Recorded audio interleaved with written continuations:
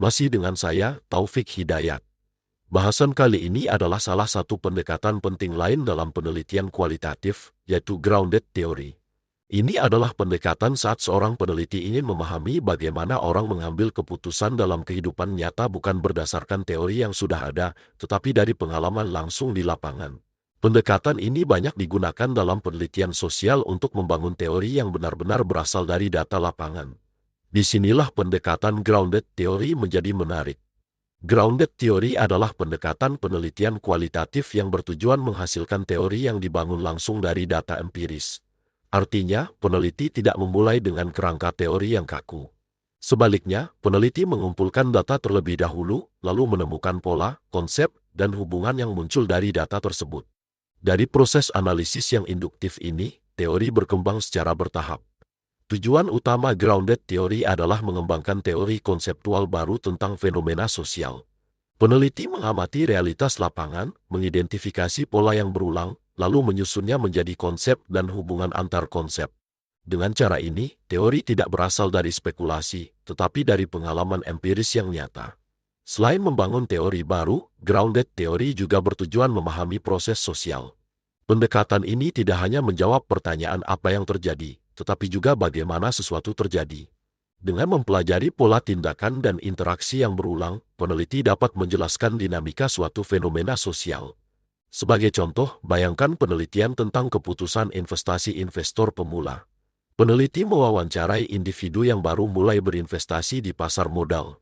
Dari pengalaman mereka, muncul pola yang menarik, misalnya ditemukan ada fase ketakutan, fase tertarik pada potensi keuntungan, dan fase belajar dari kerugian. Dari pola inilah peneliti dapat membangun teori tentang tahapan literasi emosional investor pemula.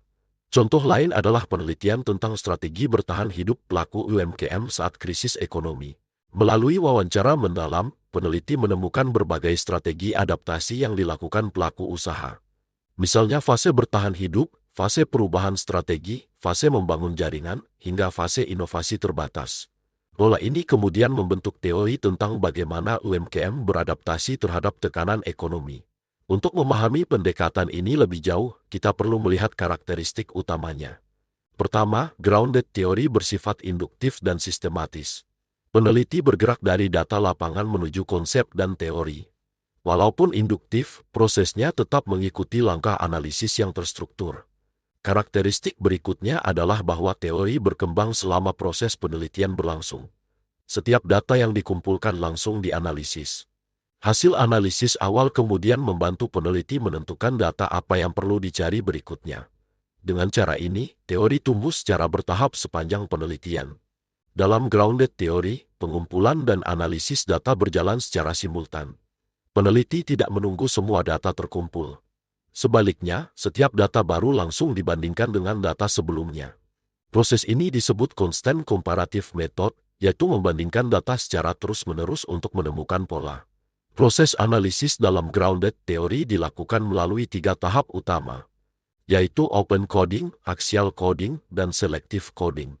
Pada tahap open coding, peneliti membaca data secara mendalam dan mengidentifikasi konsep-konsep penting. Setiap bagian data diberi kode atau label. Tujuannya adalah menemukan kategori awal yang muncul dari data. Pada tahap axial coding, peneliti mulai menghubungkan kategori yang telah ditemukan. Peneliti melihat hubungan antara kondisi, konteks, strategi tindakan, dan konsekuensi dari suatu fenomena. Pada selective coding, peneliti memilih satu kategori inti. Kategori inti ini menjadi pusat dari teori yang sedang dibangun. Kategori lain kemudian dihubungkan secara sistematis hingga terbentuk kerangka teori yang utuh. Karakteristik berikutnya dalam grounded theory adalah penggunaan theoretical sampling dan theoretical saturation. Berbeda dengan penelitian lain yang menentukan sampel sejak awal, dalam grounded theory pemilihan partisipan bersifat dinamis. Peneliti memilih responden berikutnya berdasarkan kebutuhan teori yang sedang berkembang. Proses ini disebut theoretical sampling. Artinya, jika dari analisis awal muncul konsep yang belum jelas, peneliti akan mencari partisipan tambahan yang dapat membantu menjelaskan konsep tersebut.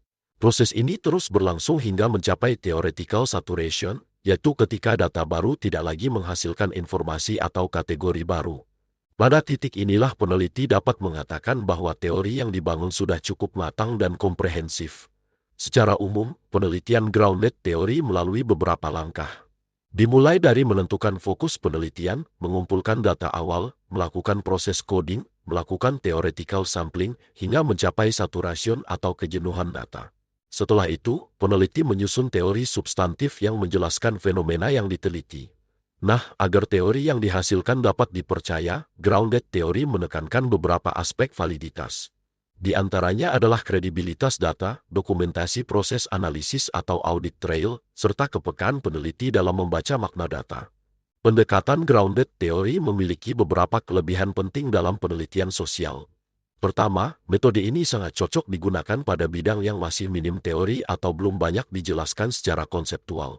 Dengan memulai dari data lapangan, peneliti dapat menemukan pola dan konsep baru yang sebelumnya belum teridentifikasi. Kedua, grounded teori mampu menghasilkan teori baru yang relevan dengan konteks nyata. Karena teori dibangun langsung dari pengalaman dan interaksi di lapangan, hasilnya seringkali lebih dekat dengan realitas sosial. Ketiga, pendekatan ini fleksibel namun tetap sistematis. Peneliti memiliki ruang untuk mengeksplorasi data secara terbuka, tetapi tetap mengikuti langkah analisis yang jelas dan terstruktur. Meskipun memiliki banyak kelebihan, grounded teori juga memiliki beberapa keterbatasan. Salah satunya adalah proses penelitian yang relatif panjang dan kompleks. Pengumpulan data dan analisis dilakukan secara terus-menerus sehingga membutuhkan waktu dan ketelitian yang tinggi. Selain itu, metode ini menuntut kemampuan analisis yang kuat dari peneliti, terutama dalam proses coding dan pengembangan konsep. Pada akhirnya, grounded teori menunjukkan satu hal penting. Teori tidak selalu harus dimulai dari konsep abstrak. Seringkali, teori justru lahir dari upaya memahami pengalaman manusia secara mendalam. Dengan membiarkan data berbicara, peneliti dapat menemukan pola, membangun konsep, dan mengembangkan teori yang benar-benar berakar pada realitas sosial.